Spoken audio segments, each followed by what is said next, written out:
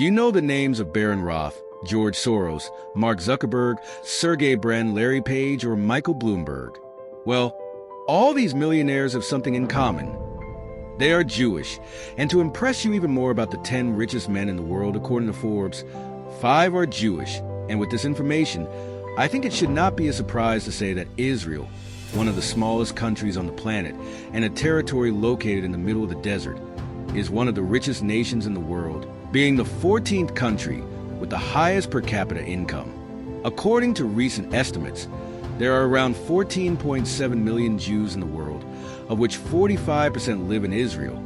And if we consider that there are more than 7.8 billion people in the world, we are talking about less than 2% of the world's population being Jewish. But this figure is the most that draws the most attention, since if they only represent 2% of the world's population, how is it possible that 5 of the 10 richest men on the planet are of this religion, and how is it possible that Jews around the world are richer than average? Well, to know this answer, we will have to delve into the history of the Jews, since there are reasons that made this people one of the most prosperous.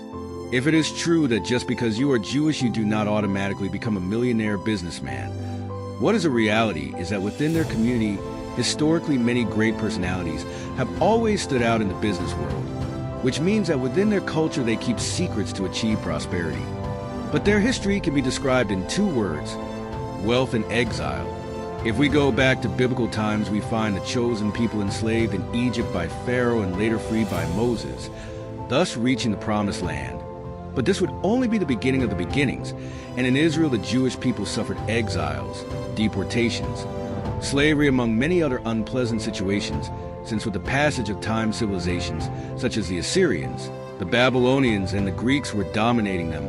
As you can see, during centuries the Jews were persecuted and marginalized in different parts of the world, which forced them to develop skills to survive and prosper in extremely difficult situations. But the end occurred in the year 135, when the Roman Emperor Hadrian defeated the Jewish army in Jerusalem, expelling all the Jews from their lands and causing a diaspora that dispersed throughout the known world, forming small Jewish communities in different territories, all with the objective of fleeing oppression and persecution. In the 1st century, under the power of the Emperor Constantine, the persecutions became more acute, and it could be said that it is at this time when anti-Semitism begins to present itself in its most atrocious form. During the Middle Ages, most of the Jewish communities emigrated to Central and Western Europe, all from the Middle East and North Africa, but the truth is that they did not feel completely safe anywhere, since they were always considered foreigners and were forbidden to own land or property. But this would be the least worst, since at that time the Jews were extremely discriminated against and even hated. They were unjustly accused of poisoning the water in the fountains, of being responsible for the Black Plague, and even of murdering children to take their blood. As a result, they were expelled from Spain, Portugal, France, Hungary, Naples, and England. The Jews were basically presented as those responsible for all the evils, and on many occasions they tried to wipe them out. But why is the history of the Jews, despite having been so eventful, it has continued to last until today? Well, the answer is simple. They supported each other, being so hated and despised. The Jews decided to take advantage of their communities spread throughout Europe to trade with each other. In this way, many Jews became artisans or merchants, beginning to form a small bourgeoisie that would gradually progress, awakening with it a lot of envy and hatred. More marked, this also caused the communities of Jews to grow and to be concentrated in the cities, causing a general economic growth of the Jewish people. But this is where the key point comes in having the prohibitions of having private property, and even having trades. The Jews based their economy on trade, and this caused the creation of banking and money lending. The Jewish religion itself promoted the idea that the loan of money with interest was acceptable as long as the terms of the loan were fair, and it was clearly established what drove many Jews who already had money from their business activities to become moneylenders and bankers.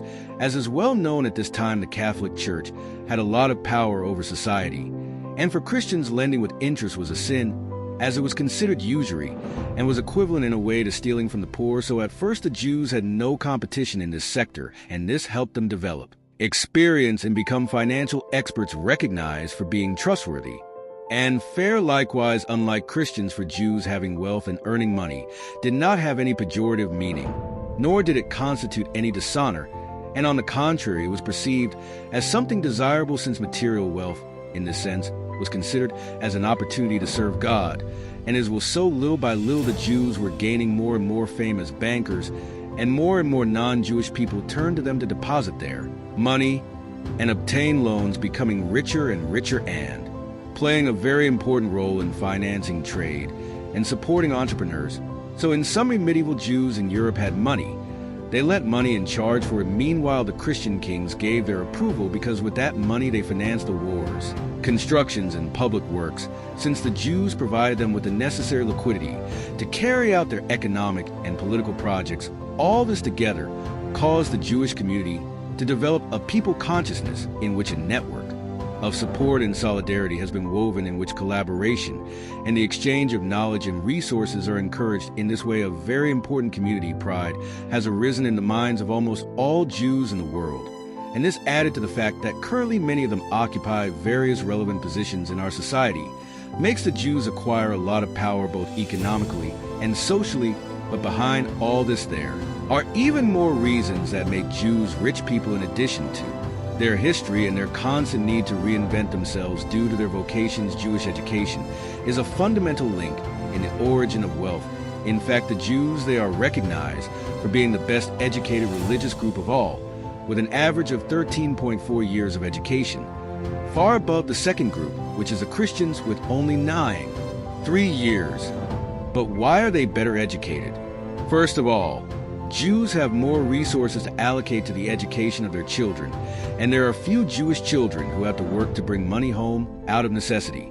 Secondly, Jews have education as a fundamental priority in their own culture and tradition, and Jewish education focuses on developing analytical and critical thinking skills.